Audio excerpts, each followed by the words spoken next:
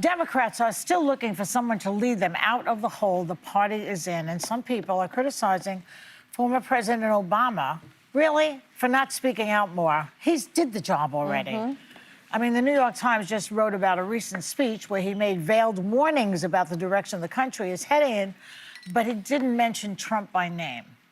Because he's a gentleman, that's why. Does he have an obligation to get out in the public and talk more? Because he was the president, one of the great presidents, I think, 2 terms. Yeah. And a totally great guy. Yeah. I mean, the country was... I think he was just such an important figure in American history as the first Black president. And certainly he was measured, brilliant, a real statesman. But I don't think he owes us anything at this point. What I think is the people that are sort of complicit in what is happening, people that are in the Senate, people that are in Congress, people that are in the administration, those are the people that need to speak up. Those are the people that need to hem their party members in. And I've been hearing all this, Obama needs to do something, Michelle needs to do something. They don't need to do anything. And Charles Blow, I think, said it beautifully.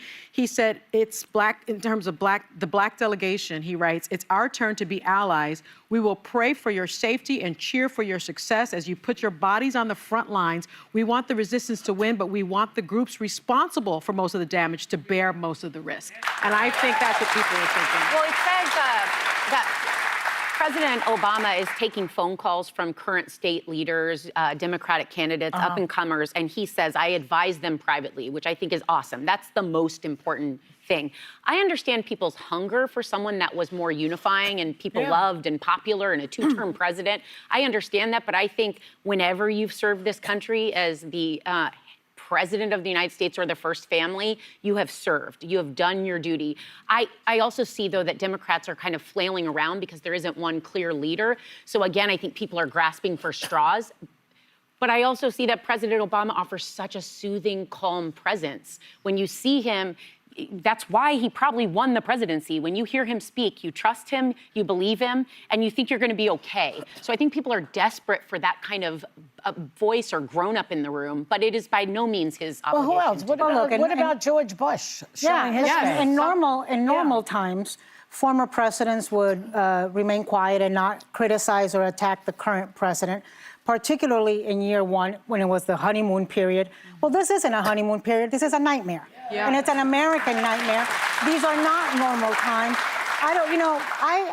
What I saw last weekend in those protests, those No King protests, where over 2,000 cities hosted protests and millions, 5 to 10 million people went out and protested, is that the American people are taking it upon themselves. They're not waiting for a leader. They're not waiting for a great white knight or black knight or Latino knight to drive them out of the forest and the wilderness. They're doing it upon themselves. And I'll say this, I love that Obama is leading his best life right now. He's happy, he's making money, he's making movies, he's doing all sorts of things.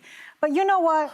America is in danger. Our democratic values are in danger. And I think that if you feel that way, each and every one of us has got to do everything we absolutely can. Some of us have a bigger voice, some of us have a smaller voice. Some of us have a bigger platform, some of us have a smaller platform. But if we are all Americans and we care about the democratic values that are under threat and under attack by Donald Trump, then we have a duty and a responsibility as citizens to do everything we can. Listen, I think that the reason people are looking to Obama right now is because Dems don't have a clear leader. But I think whoever is going to get Democrats... A couple are emerging, though. Well, that's what I'd say. I think whoever is going to get Democrats kind of out of the wilderness is going to be a leader for this moment in history. Barack Obama was president in a very different time. I think we don't really take into consideration how much changes just in 10 and 15 years in this country. When he ran the first term, he was talking about we need welfare to work. He was talking about, he didn't actually come out in support of marriage equality until 2012. Think of how different our country is now. And on the flip side of the, well, where is George Bush?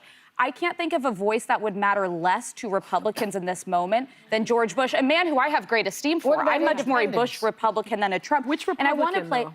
I think Donald Trump is the leader of Republicans. I don't think there is a singular force in Donald Trump. There is no one more powerful, more influential in this moment in Republican politics. That will not be forever. But I want to play a clip of George Bush just to remind ourselves how different 20 years in the Republican Party can make. What's interesting about our country, if you study history, is that there are some isms that occasionally pop up. One is isolationism, and it's evil twin protectionism, and it's evil triplet nativism. So if you study the 20s, for example, there was an American First policy that said, who cares what happens in Europe? We've been through this kind of period of isolationism, protectionism, nativism. I'm a little concerned that we may be going through the same period. He needs to say that a lot more. George Bush That was stood a long time ago. for very different principles for a different Republican Party. And I think in many ways, while Barack Obama, I would argue, is the greatest living Democratic orator, I don't know that I think he would get through a Democratic primary today. I think that he's very different than where the party is. So people need to find their leaders I think for George this W. moment. Bush missed a couple of isms.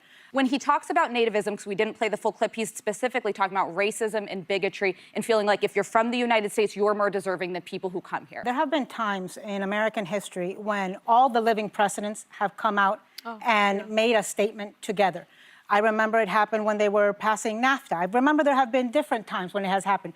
We have photos of it. It has been meaningful historically. And I think this is one of those moments. I think this is such a difficult time in American history right now where all living presidents, including George W. Bush, including Bill Clinton, including Joe Biden, including Barack Obama, should step up and say, look, we've done the job, and this guy is not doing the job well. He's doing it for himself, not for the country.